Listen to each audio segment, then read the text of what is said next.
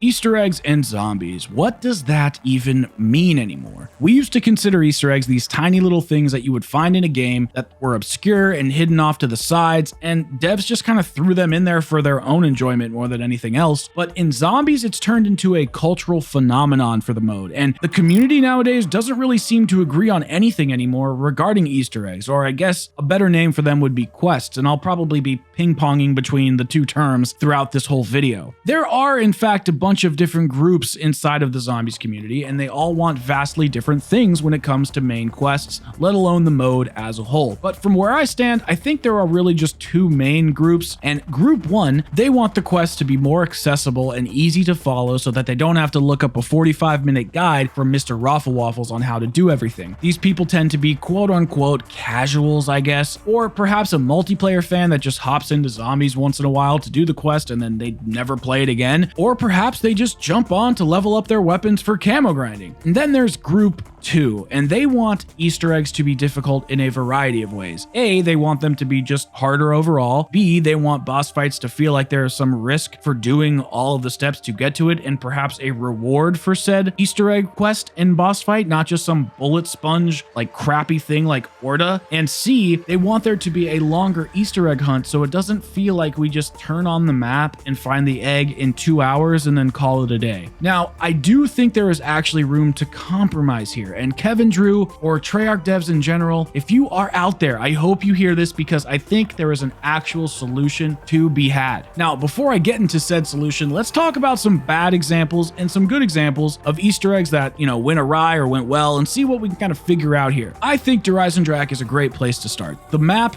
was perfectly balanced in all aspects. It had a great story, great high round gameplay, great Easter egg. It was easily replayable, but it was difficult to find, amazing boss fight. It was just perfect in all of the right spaces, and they just balanced each other out. There was never anything outweighing another space or idea in the map. And from what I remember, it didn't take an astronomically long time to solve either. I think it was about a day or something like that. Now, why was that egg so good? Well, Treyarch designed things in such a way where it didn't feel like you were doing chores. The castle felt alive. The map was dynamically changing all around you as the quest progressed. And the rounds, they scaled perfectly with the quest, providing the right amount of challenge with the right amount of objective gameplay, just keeping you in the right headspace. The boss fight in Drak also just had great mechanics, and it wasn't just shoot the boss until he dies. You had to learn how to attack him during certain windows, monitor your specialist while simultaneously avoiding all the attacks from skeletons, the keeper's various attacks, and the multiple panzers. So what Easter egg quests come to mind that were bad or just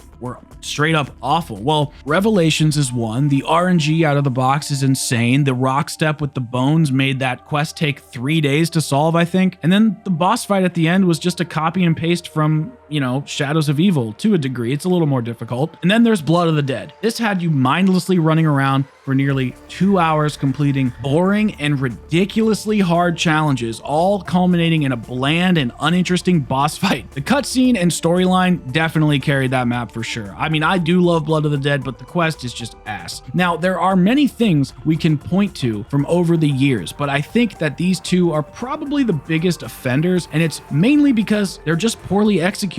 They waste the player's time, and they're tedious for the sake of being tedious. Now, what's kind of interesting is if you compare Drak to Blood of the Dead, you can actually see a lot of parallels with the Easter egg. They actually have a lot of the same story beats, only there are way more inside of Blood of the Dead. But you start with setting up the wonder weapon, doing these objectives that correlate to the map. The map is dynamically changing around you. It is story rich as hell. And the boss fight itself also has a mechanic system rather than a bullet sponge system with Brutus. But for some reason, the way they executed it in Blood of the Dead, it just was not hitting the mark. And when it came to the release of Black Ops Cold War, you could see that Treyarch really took our criticisms to heart because they know how important quests are to the community, but I don't think they really knew how to react to the backlash of BO4, especially after the heights they took the mode to during Black Ops 3. But in typical video game developer fashion, they turned the script on the player base and they made Cold War so easy that there was no challenge inside of the quests anymore, and especially no challenge in the boss fights, let alone high rounds. What I really think damaged the community's spirit towards launch night of the maps was how the map would launch at midnight when the seasonal update would go live, but the Easter egg would not launch until the next day. Then there was this like split in overall discovery of the map, because now we knew how to unlock Pack-a-Punch, find the wonder weapon, upgrade the wonder weapon if there was an upgrade quest, and a majority of the discovery was done. Then the next day, teams would seek out the Easter egg and discover things in 1 to 3 hours and beat the boss fight on the first try, and that would be that. I came to realize this during Cold War's second season when Firebase Z released. The community got the map, and then the Easter egg came later, and everybody was kind of thrown off, and it made everything feel shorter. I don't really know why, because it's kind of not, but you feel like you're only getting part of the experience. I genuinely remember maps releasing over the last 6 years and just staying up all night watching Easter egg hunts and seeing the whole community go crazy. People were taking off work for days at a time. It was just so much fun. Well, someone finally decided to talk to Kevin Drew about this topic, and here is what the conversation looked like. Gamer Cherry says, main quests should definitely 10,000% launch alongside the maps. A big chunk of time doing the quest is exploring the map for the first time. In Cold War, we had days to get familiar with inventory and optimizing our loadouts, so we breezed through them. Kevin Drew replies, one of the reasons we did it in Cold War like this was to get time to find and fix stability issues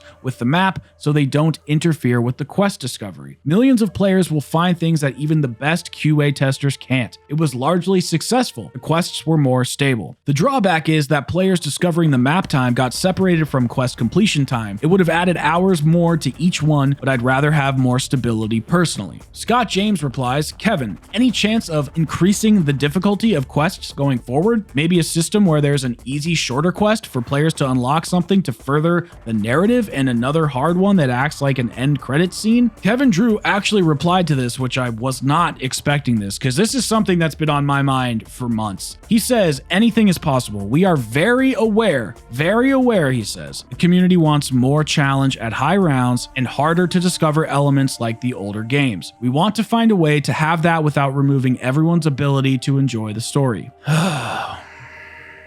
When I heard Kevin's response, it actually just made me sad. Easy quests are likely here to stay. Now, I don't think anybody wants to go back to the Blood of the Dead days where you're sucking a soul from a zombie for 15 minutes while practicing Morse code with a ghost bird flying out of your ass. Nobody wants that. But where there is a challenge, there can be strategy to solve that challenge, which means replayability for the community. I think we can still have things like the salvage table, but make another weapon discoverable through side quests like we had with the Specialist in BO3. Dead of the Night is a perfect example where you have the salvage impaler underneath that gravestone inside of the graveyard. We can still have things highlighted in bright yellow, but maybe just don't have the voice actors telling us exactly where things are. Maybe add a couple more steps so that we have to go into higher rounds, and that way the zombies' difficulty can scale up with the quest over time. Perhaps change something like, not being able to lose a boss fight like in Die Maschine. And another thing is, maybe let zombies hit you when you're doing stuff instead of running away during certain parts of dialogue or certain parts of the quest. Like, it just